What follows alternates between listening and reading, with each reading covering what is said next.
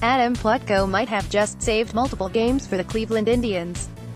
Forget the fact that he struck out 6 batters and didn't issue a single walk in 7.1 innings, although that alone for a 26-year-old making his season debut is pretty amazing.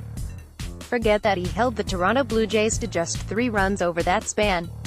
No, Plutko's great outing goes well beyond a single win tonight. We'll see the real implications of Plutko's impressive debut over the next couple days, and maybe over the next couple weeks. Just consider what happens if Plutko's outing goes real south real quick. The Indians used 6 of their 7 relievers in Game 1 of today's doubleheader, so they were really out of options. Do they just drive Jeff Beliveau and the new guy Evan Marshall into the ground if Plutko tanks in the second inning? Does Josh Tomlin or Trevor Bauer relieve on short rest and throw everyone else out of whack until the off-day Monday? Does Rajai Davis pitch? There were a lot of interesting and terrifying scenarios that would have arisen if things went differently. Luckily we had to deal with none of them.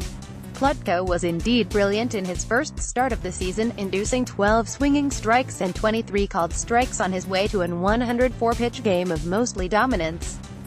You could blame part of that on the Blue Jays being gassed after an extra innings battle in Game 1, but so were the Indians' hitters, and they seemed to be doing just fine. As someone who gets winded walking up the stairs too fast, I feel I'm completely entitled to judge these grown athletic men doing athletic thing and declare that they should have been okay. Buck up and hit, I always say. Beliveau and Marshall did end up coming into the game to finish things off, and while the former was a little shaky in his 1.2 innings of work, they both got the job done enough to maintain a 10-run lead. That doesn't sound like much, but after this last week, you might as well give them each plaque in Heritage Park for their efforts. The Indians' bats picked up right where they left off in Game 1, with every starter tallying at least 1 hit, and Eric Gonzalez and Jose Ramirez both adding 3 hits to the win. For Gonzalez, his hot streak recently, especially today, might have saved his Indians' career. Giovanni Urshela is set to come off the disabled list any minute now, literally, and a decision between keeping one of the two and designating the other for assignment is coming up fast. Do you keep the guy batting .391 who can play just about any position, or the one who can play pretty good defense when you need him at third once a month unless it's in the postseason?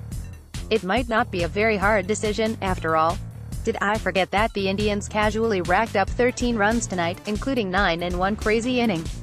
It was a ton of fun to watch, and full credit to the Indians for keeping up the pressure, but the bonkers 5th inning we watched tonight deserves a bit of a footnote.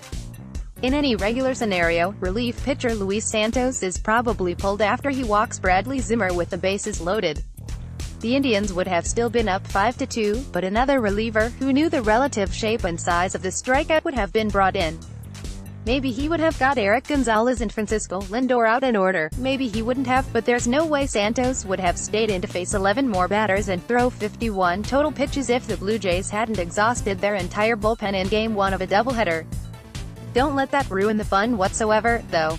After all the garbage offense we've had to endure this season, I want to take nothing away from the Indians flipping the switch and rubbing another team into the dirt. Now please do it 3 more times.